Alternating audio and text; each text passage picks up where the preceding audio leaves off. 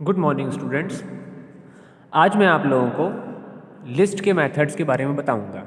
ठीक है, लिस्ट के में जो हमारी लिस्ट होती है एक बहुत इंपॉर्टेंट टॉपिक होता है। इसका यूज़ बहुत ज़्यादा होता है। क्लास 11th में तो मतलब ये पूरा चैप्टर है उसका यूज़ है ही। क्लास 12th में भी जो आगे के चैप्टर्स हैं उनमें भी जैसे स्टैक इम्प्लीमेंटेशन है और भी जितने भी चैप्टर हैं मैक्सिमम जगह पे लिस्ट का बहुत ज़्यादा यूज़ होता है। बाकी का भी यूज़ होता है, टपल का भी यूज़ है, डिक्शनरी का भी यूज़ होता है, लेकिन लिस्ट का यूज़ थोड़ा सा ज़्यादा आता है।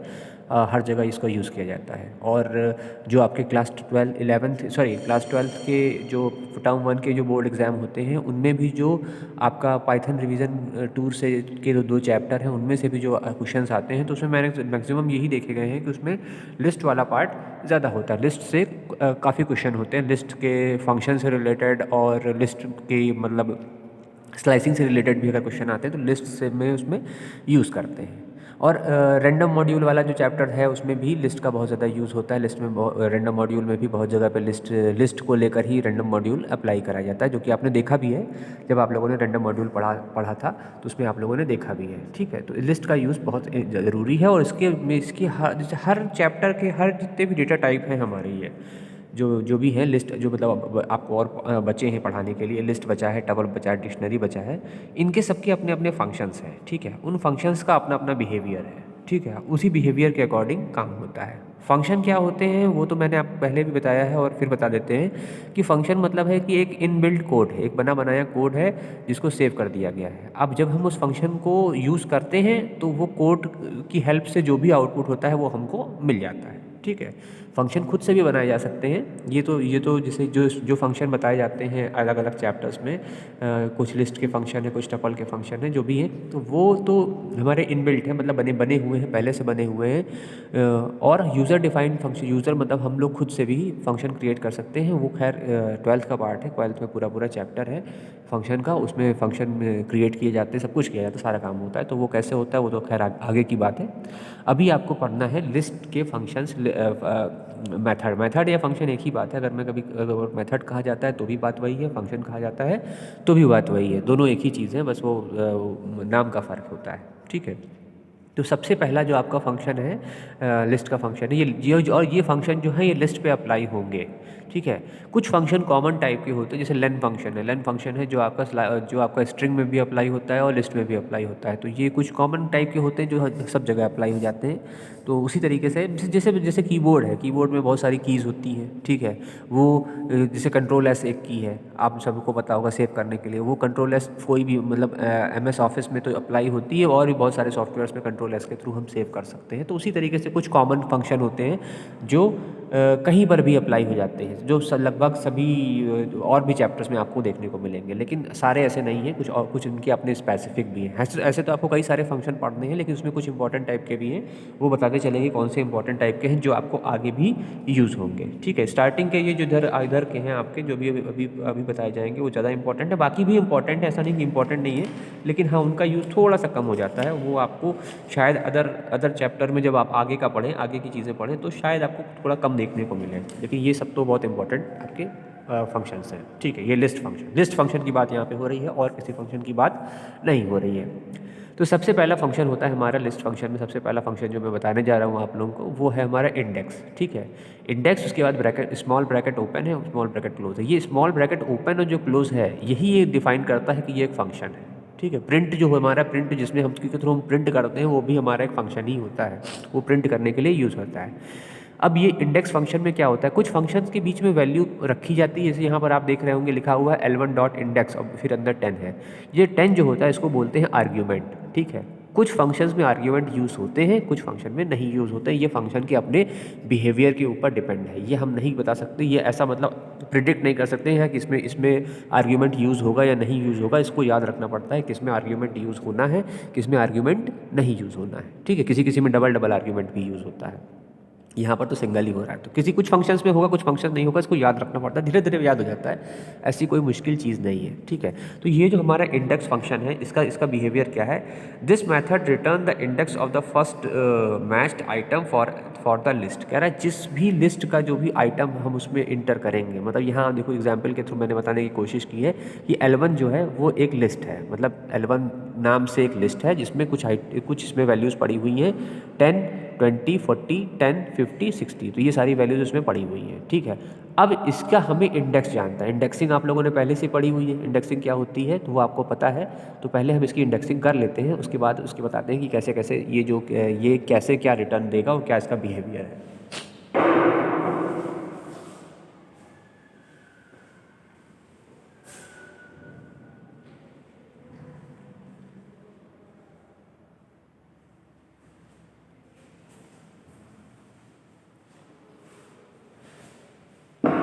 ठीक है, तो यहाँ पर ये इंडेक्सिंग कर ली है मैंने। तो यहाँ पर ये जो ज़ीरो नंबर है, ज़ीरो इंडेक्सिंग है, उस पे हमारा 10 है और इंडेक्सिंग नंबर 3 पर भी 10 है। ठीक है, दोनों पर आप ध्यान से देख रहे हैं, दो इंडेक्सिंग नंबर 3 पर भी 10 है। ठीक है, तो ऐसे अब अब पहले पहले इसका बिहेवियर समझ लीजिए, फिर हम आपको बताते हैं। ठीक है, तो पहले यहाँ पर मैं आपको दूसरा वाला बताता हूँ। दूसरा वाला ऊपर ये पहला वाला थोड़ा 1 मिनट के लिए इसके बाद बताएंगे, पहले दूसरा वाला बताते हैं। L1 डॉस इंडेक्स 50 है। देखो ये जो इंडेक्स के अंदर जो हम वैल्यू इंटर करते हैं, वो वैल्यू जो हमारी लिस्ट के अंदर एग्जिस्ट कर रही है, वो वैल्यू हम इसमें डालेंगे और उसका जो इंडेक्स होगा ये उसको रिटर्न कर देगा कि वो कौन से इंडेक्स नंबर पे वो वैल्यू है। तो इसका आउटपुट जो आएगा वो आएगा हमारा 4। जो हमारा सेकंड वाला जो हमने ये L1 डॉट इंडेक्स 50 लिखा हुआ है, इसका आउटपुट है 4। क्यों? क्योंकि ये 4 नंबर पे ये है। ठीक है, दूसरा तो इसको डायरेक्टली ऐसे इसमें बस सिंपल सा आउटपुट आएगा।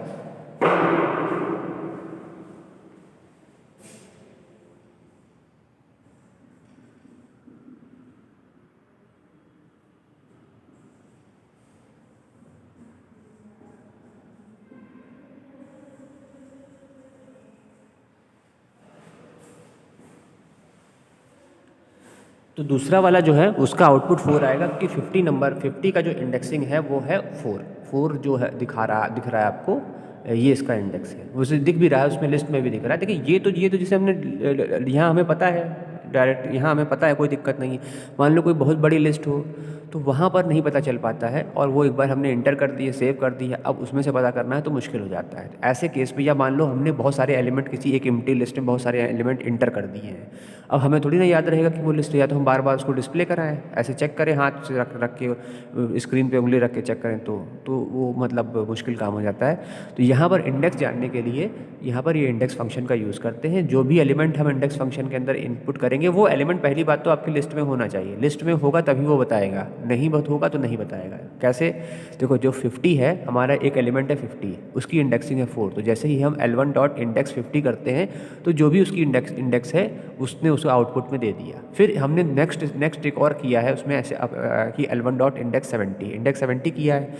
तो कहीं पर भी ये लिस्ट जो हमने डिफाइन की है इसमें कहीं आपको 70 दिखाई दे रहा है? 70 है ही नहीं। जब 70 है ही नहीं तो वो हमें दे देगा एरर। भाई वो एलिमेंट ही नहीं है उसमें जिसके हम इंडेक्स मांग रहे हैं, जिसका इंडेक्स हम पूछना चाह रहे हैं, वो एलिमेंट उसमें है ही नहीं। तो जब है ही नहीं तो कहाँ से दे देगा? तो वो ऑटोमेटिकली एरर रिटर्न कर देगा। फिर बात आती है पहले वाले की। देखो पहले वाले को मैंने लास्ट में इसलिए रखा कि पहले वाले में लिखा हुआ है L1 डॉट इंडेक्स 10। अब यहाँ जो 10 है वो 2 बार आया है। ठीक है, एक बार स्टार्टिंग में आया है, एक बार बीच में आया है। मतलब यहाँ पर इंडेक्स जो है हमारा 10 का जो इंडेक्स है वो 0 भी है और 3 भी है। तो इसका मतलब ये नहीं है कि वो दोनों रिटर्न करेगा। जो फर्स्ट इसमें देखो जो इसमें स्टेटमेंट कहा जा रहा है, जो डेफिनेशन है, this method return the index of the first matched item. कि मतलब जो भी आइटम का हम इंडेक्स जानने की कोशिश कर रहे हैं उसमें जो पहली बार में जो हमको मिल जाएगा उसी वाले को वो रिटर्न करेगा, दूसरे वाले को रिटर्न नहीं करेगा। यहाँ पर जो आंसर आएगा उसका वो आएगा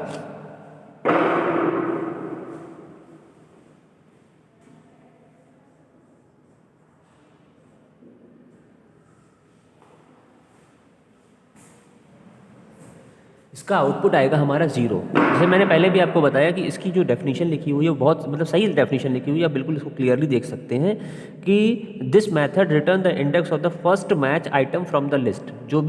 जिस भी आइटम का हम इंडेक्सिंग जानना चाह रहे हैं वो जो पहली बार जहाँ मैच कर जाएगा वहीं से उसका इंडेक्स बता देगा। तो यहाँ पर 0 वाला देगा, पहला जो 10 है वो 10 जहाँ पहला आपको मिल गया उसी से वो आपको वैल्यू उसी का इंडेक्स बताएगा, दूसरे वाले का इंडेक्स नहीं बताएगा। ठीक है, इसके बाद जो नेक्स्ट आपका आता है, नेक्स्ट जो इसका फंक्शन आता है वो आपका नोट कर देते हैं पहले। नेक्स्ट जो आपका फंक्शन है ये बहुत इंपॉर्टेंट टाइप का फंक्शन है, मैंने पहले भी आपको बताया था, इसका यूज़ बहुत ज़्यादा होता है, ठीक है। आगे भी बहुत इसका यूज़ होगा, आगे के चैप्टर में आपको देखने को मिलेगा, अभी तो नहीं उतना यूज़ है, लेकिन आगे के चैप्टर में आपको इसको देखने को मिलेगा, आगे में बहुत ये यूज़ होता है। तो ये फंक्शन जो आपका है ये अपेंड फंक्शन है। अपेंड का मतलब होता है कि ये वैल्यूज़ जो हैं, जो भी वैल्यूज़ हमारी हैं, अगर हमको कोई न्यू वैल्यू, हमने कोई मान लो एक लिस्ट बना ली है, अब उस लिस्ट में एक हमको न्यू वैल्यू इंटर कराने में कोई गलती हो गई यहाँ पे, जो हमने ये L1 नाम की लिस्ट मानी है, इसमें लास्ट में हमने ये ब्रैकेट गलत लगा दिया है।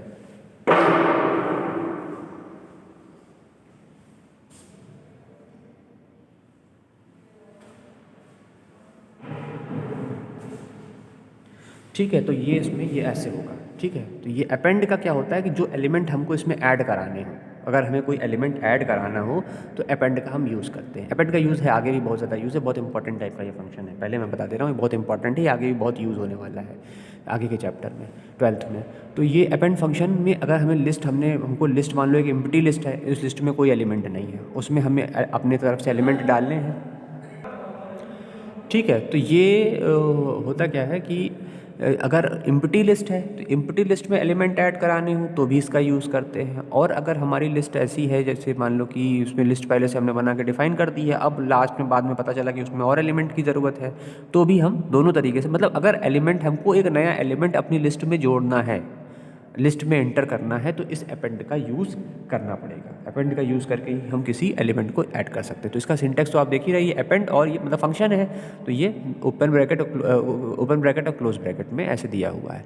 इसमें जो एलिमेंट हमको लिस्ट में ऐड करना होता है वो एज अ आर्ग्यूमेंट पास करते हैं। यहाँ पर ये देखो, ये जो नेक्स्ट स्टेप हमने लिखा है एग्जाम L1, यहाँ L1 नाम की हमने एक लिस्ट मानी है जिसमें पहले से ये 5 एलिमेंट पड़े हुए हैं, P Q R S T, ये सारे हमारे एलिमेंट हैं, हमारे ये स्ट्रिंग टाइप के एलिमेंट हैं, तो ये पांचों एलिमेंट पड़े हुए हैं।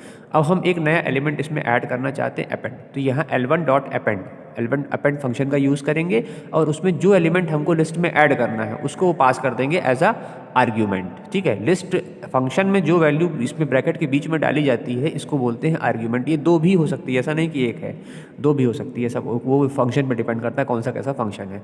तो ये जो वैल्यू है, ये वैल्यू हमारी एज अ आर्ग्यूमेंट पास हो जाएगी जो हमको लिस्ट में एंटर करानी है, ठीक है। तो यहाँ पर ए को हमने अपेंड करा दिया, अपेंड फंक्शन का यूज़ करके ए को पास कर दिया, तो ये जो ए था वो हमारी L1 नाम की लिस्ट में इंटर हो गया। उसके बाद हमने प्रिंट L1 किया, तो जो हमारी नई अपडेटेड लिस्ट है वो हमें यहाँ पे मिल गई, ठीक है। प्रिंट करने पे अपने आप से वो दिखाई दे जाएगी, ठीक है। कॉपी में भी जो नोट किया आप लोगों ने वो उसमें वो गलत नहीं है, बस उसमें प्रिंट फंक्शन लिखा नहीं है, तो उससे कोई ऐसा वो नहीं है, आप समझ सकते हो, ऐसी कोई मुश्किल चीज़ नहीं है।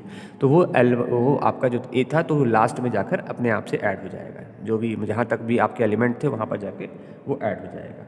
और यही नहीं, अगर हम इसमें चाहते हैं कि हम लिस्ट के अंदर लिस्ट को भी ऐड कराना चाहते हैं, अगर हम चाहते हैं कि लिस्ट के अंदर लिस्ट ऐड हो जाए तो वो भी ऐड हो जाएगी, वो भी कोई मुश्किल काम नहीं है। तो यहाँ पे आप लोग देख रहे हैं जैसे कि यहाँ पर क्या हुआ है कि हमने ये एक लिस्ट है, एक दूसरी लिस्ट, इसको अपेंड करा दिया है एज अ एलिमेंट, ठीक है। यहाँ x, y दो एलिमेंट है, एक लिस्ट है। लिस्ट के अंदर लिस्ट को मैंने पहले भी आपको बताया था कि लिस्ट के अंदर लिस्ट भी एज अ एलिमेंट हो सकती है, जैसे P Q R S T है, वैसे ये जो ये लिस्ट बनी हुई है ये एज अ एलिमेंट इसमें एंटर करा सकते हैं। तो यहाँ पर हमने ये पूरी लिस्ट को इसमें एंटर करा दिया है, तो ये एज अ एलिमेंट बन गई है। मतलब अगर हम इंडेक्सिंग करेंगे तो इस इंडेक्सिंग कुछ इस तरह की होगी,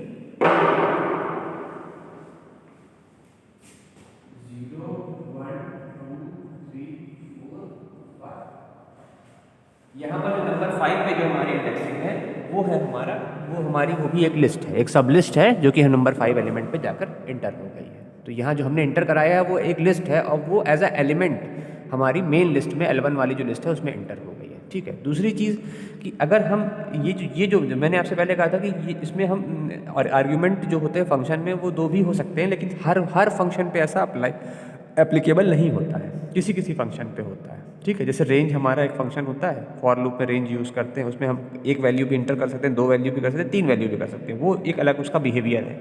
इसका बिहेवियर ये है कि इसमें हम एक बार में एक ही वैल्यू इंटर करा सकते हैं। अगर हम दो वैल्यू इंटर कराने की कोशिश करेंगे तो वो एरर देने लगेगा, ठीक है। अगर हम चाहेंगे कि यहाँ पर जैसे हम इसमें कोशिश कर रहे हैं, यहाँ पे प्रिंट का इसी में चेंज कर देते हैं,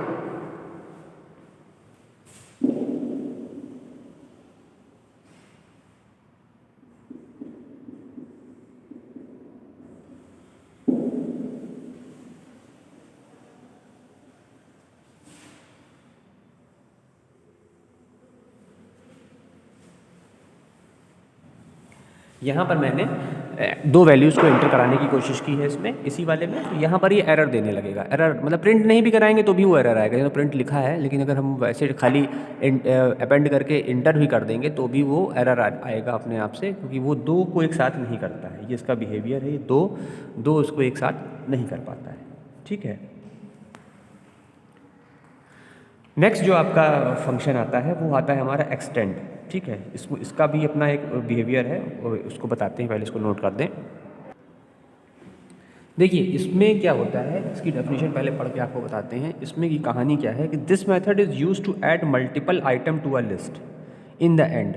इसमें जो जैसे अपेंड का जो काम है वैसा ही इसका काम है, लेकिन इसमें हम एक साथ कई सारे एलिमेंट को अगर हम ऐड कराना चाहें।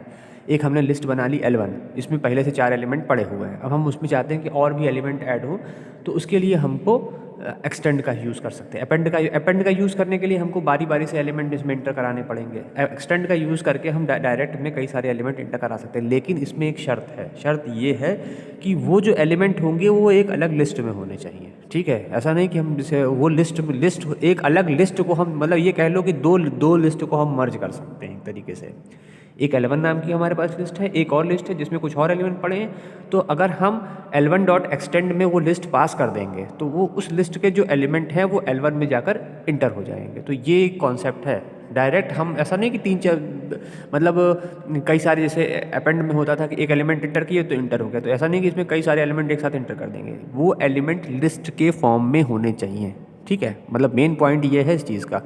यहाँ पर देखो 5 और 6 हमने इंटर कराए हैं, इसको हमने बड़े वाले ब्रैकेट में रखा हुआ है। क्यों? क्योंकि ये लिस्ट है, ये डायरेक्ट इंटर नहीं कर सकते। अगर हम 5 और 6 इंटर करेंगे तो ये नहीं दिक्कत करेगा। ठीक है, ये लिस्ट है 5 और 6, जिसमें ये मतलब एक लिस्ट है जिसमें 5 और 6 दो एलिमेंट पड़े हुए, वो जाकर L1 में ऐड हो जाएगी।